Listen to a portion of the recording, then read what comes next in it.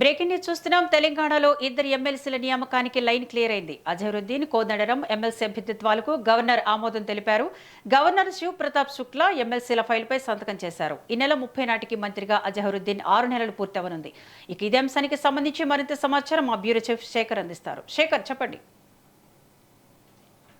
రాష్ట్ర వ్యాప్తంగా ఎంతో ఉత్కంఠగా ఎదురు చూస్తున్నారు. గవర్నర్ కోటా కింద ఎమ్మెల్సీలుగా ఎన్నుకున్న అజారుద్దీన్ అండ్ కోదండరాం ని అజారుద్దీన్ వచ్చేసి స్పోర్ట్స్ రంగం నుంచి, అలానే కోదండరాం వచ్చేసి సామాజిక సేవా కోణంలో గవర్నర్ కోటా కింద ఎన్నుకున్నారు. వాళ్ళని ఎన్నుకున్న క్షణం నుంచి అంటే దానికి సంబంధించి కొన్ని సాంకేతిక సమస్యలు వచ్చిన పరిస్థితి. గత ప్రభుత్వం బీఆర్ఎస్ ప్రభుత్వంలో దాసోజు శ్రవణ్ కుర్రా సత్యనారాయణని ఎమ్మెల్సీలుగా అప్పటి ప్రభుత్వం చెప్పినప్పటికీ దానిపైన గవర్నర్ ఆమోదం పొందకపోవడంతో పెండింగ్ లో పడ్డ పరిస్థితి. దాని కంటిన్యూగా వస్తూ కాంగ్రెస్ ప్రభుత్వం వచ్చిన తర్వాత కూడా అటు అజారుద్దీన్ ఇటు కోదండరాం ను ముందుగా అమీర్ అలీ ఖాన్ ని కాంగ్రెస్ ప్రభుత్వం ప్రతిపాదించినప్పటికీ గవర్నర్ కోటా కింద ప్రతిపాదించినప్పటికీ అది సుప్రీంకోర్టుకి వెళ్లారు. Dasoju Shravan BRS party MLC Dasoju Shravan సుప్రీంకోర్టుకి వెళ్లారు. దీంతో పెండింగ్ లో పడుతూ వచ్చిన పరిస్థితి. దీంతో గవర్నర్ ప్రతిసారి ఈ అజారుద్దీన్ కావచ్చు, కోదండరాం అంశంలో గవర్నర్ కోటా కింద ఎమ్మెల్సీలుగా వీళ్ళని సీఎం రేవంత్ రెడ్డి ప్రభుత్వం ఎన్నుకున్నప్పటికీ గవర్నర్ ఆమోదం తెలపకపోవడంతో పెండింగ్ లో పడుతూ వచ్చింది. తదనంతరం అజారుద్దీన్ ని ఎమ్మెల్సీగా ఎన్నుకున్న తర్వాత గవర్నర్ కోటా కింద అతనికి మైనార్టీ శాఖ మంత్రిగా కూడా తెలంగాణ ప్రభుత్వంలో తను మైనార్టీ శాఖ మంత్రిగా పోర్ట్ఫోలియోలో ఉన్నారు. సరే, ఈ నేపథ్యంలో అజారుద్దీన్ 6 నెలల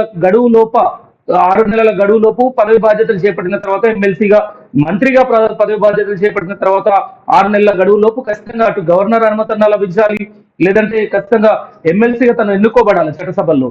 ఈ నేపథ్యంలో అది ఈ నెల 30కి అజారుద్దీన్ 6 నెలల గడువు కాలం ముగియనుండడంతో కొంత గందరగోళ పరిస్థితి నెలకొన్నది రాష్ట్ర వ్యాప్తంగా. మరి అజారుద్దీన్ మంత్రి పదవికి ఖచ్చితంగా గండం పొడిచి ఉందా, ఖచ్చితంగా అజారుద్దీన్ మంత్రి పదవి ఇక కోల్పోబోతున్నారా అంటూ పెద్ద ఎత్తున రాష్ట్ర వ్యాప్తంగా చర్చ జరిగిన నేపథ్యంలో మొత్తానికి గవర్నర్ శివప్రతాప్ శుక్లా ఈ రోజు ఒక నిర్ణయం అయితే తీసుకున్నారు.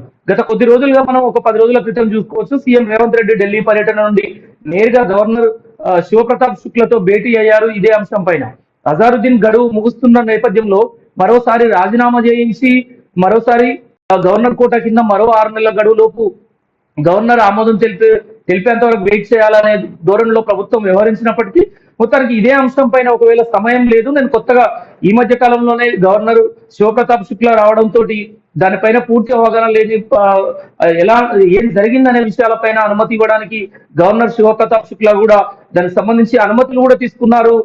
పవర్ ఆఫ్ జనరల్ అటార్నీ నుంచి కూడా అనుమతి తీసుకున్నారు కొంత సమయం కావాలని.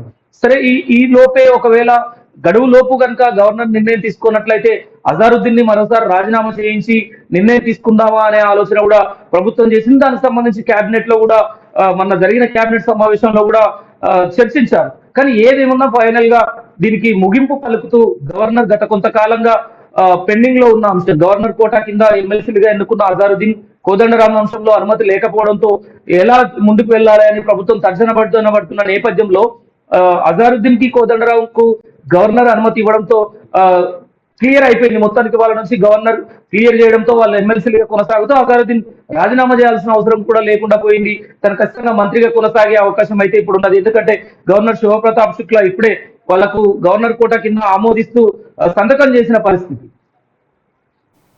Thank you for the update, Shekhar.